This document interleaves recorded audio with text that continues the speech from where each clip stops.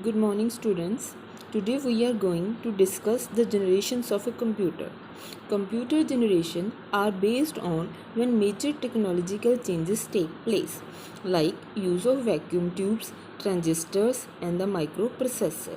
As of 2018, there are 5 generations of computer. The first generation is from 1945 to 1956. It is also called as early computers. So the first generation of computer used vacuum tube as a major piece of technology. So it used vacuum tubes. Vacuum tubes were widely used in computers from 1945 through 1956. Vacuum tubes were larger components and resulted in first generation computers being a quite large in size, taking up a lot of space in a room. Some of first generation computers took up an entire room. So clear? The ENIAC, ENIAC is a great example of first generation computer. It consisted of nearly 20,000 vacuum tubes as well as 10,000 capacitors and 70,000 resistors. It weighed over 30 tons and took up a lot of space, requiring a large room to house it.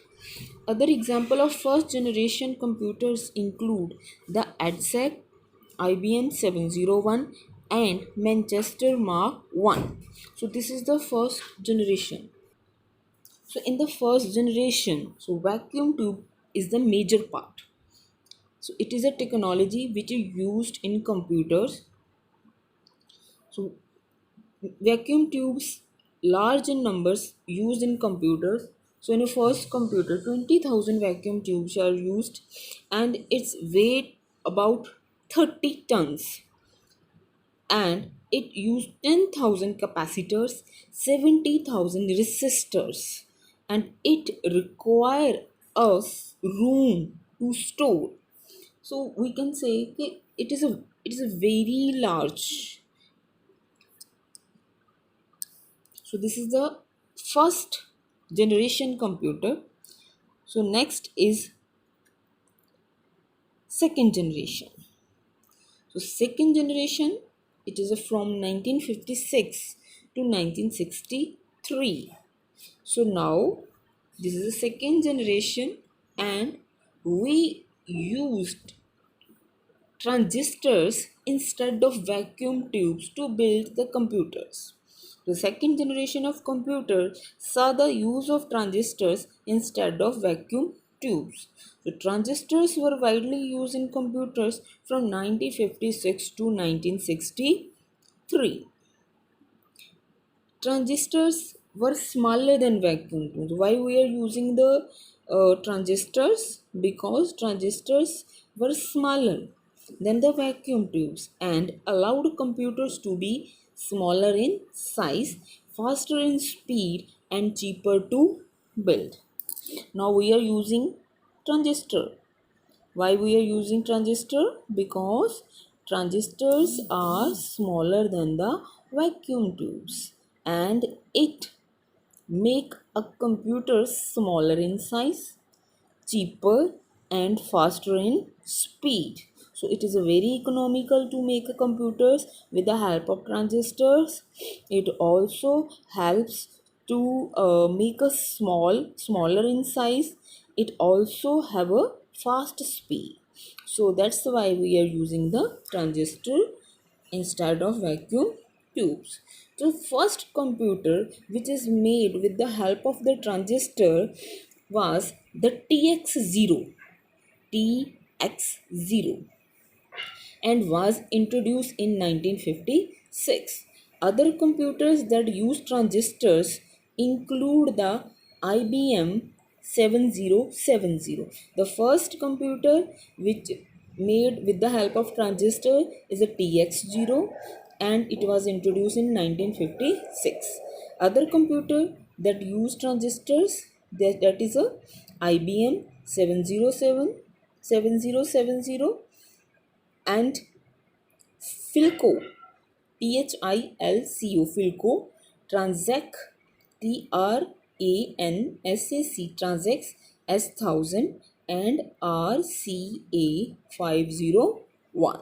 So this is the second generation. So uh, what is special about this second generation? So the second generation used transistor to make the computers. So it helps the people to make a computer smaller in size, cheaper, and also fast in speed.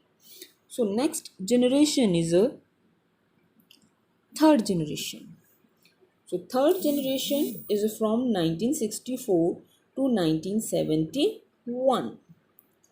So the third generation of computer introduced the use of IC.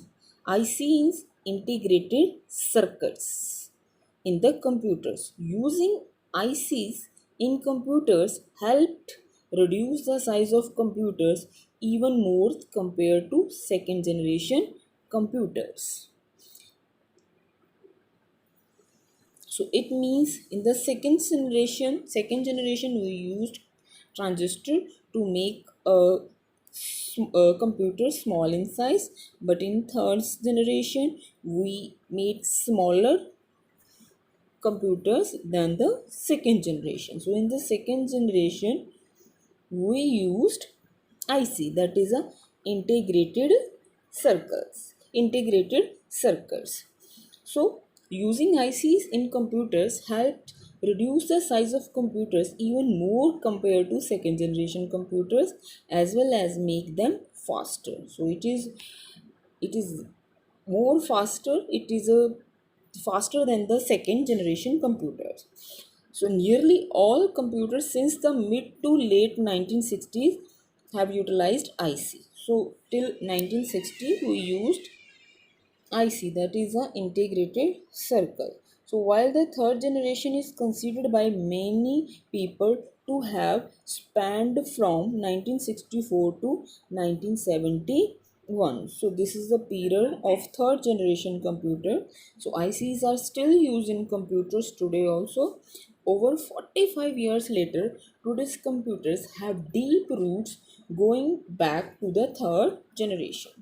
So this is the third generation. So main part of the third generation is that we are using the integrated circuits. So in the first generation we use vacuum tubes. So in the second generation we are using transistor. In the third generation we are using the integrated circuit. So integrated circuit also helps to make the computer smaller in size, more faster than the second generation. So this is the second generation, the third generation. So after that, the fourth generation. The fourth generation's period is 1975 to 1989. This is the fourth generation. So the fourth generation of computers took advantage of the invention of the microprocessor. So main part is microprocessor, more commonly known as a CPU. So microprocessors along with the integrated circuits helped make it possible for computer to fit easily on a desk and for the introduction of the laptop. So we are using the integrated circuits with the microprocessor. So it helps us to fit our computer on the desk. We can we can easily use the computer on our desk. So and also helps to introduction of the laptop. So some of the earliest computer to use a microprocessor includes the Altair 8800, IBM 5100, and the Micral MICRAL. Today's computers still use microprocessor despite the fourth generation being considered to have ended in 2010. So then this is the fourth generation. So in the fourth generation we used integrated circuits and microprocessor. So after this, the last generation, that is a fifth generation. So fifth generation period is present and beyond, means 2010 to present. So the fifth generation of computers is beginning to use AL. AL is artificial intelligence, an exciting technology that has many potential application around the world. Leaps have been made in AL technology.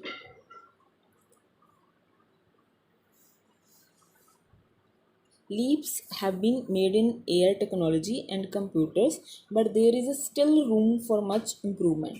One of the more well-known example of AI in computer is IBM's Watson, which has been featured on the TV show Jeopardy as contestant. Other better known example include Apple's Siri on iPhone and Microsoft Cortana on Windows 8 and Windows 10 computer.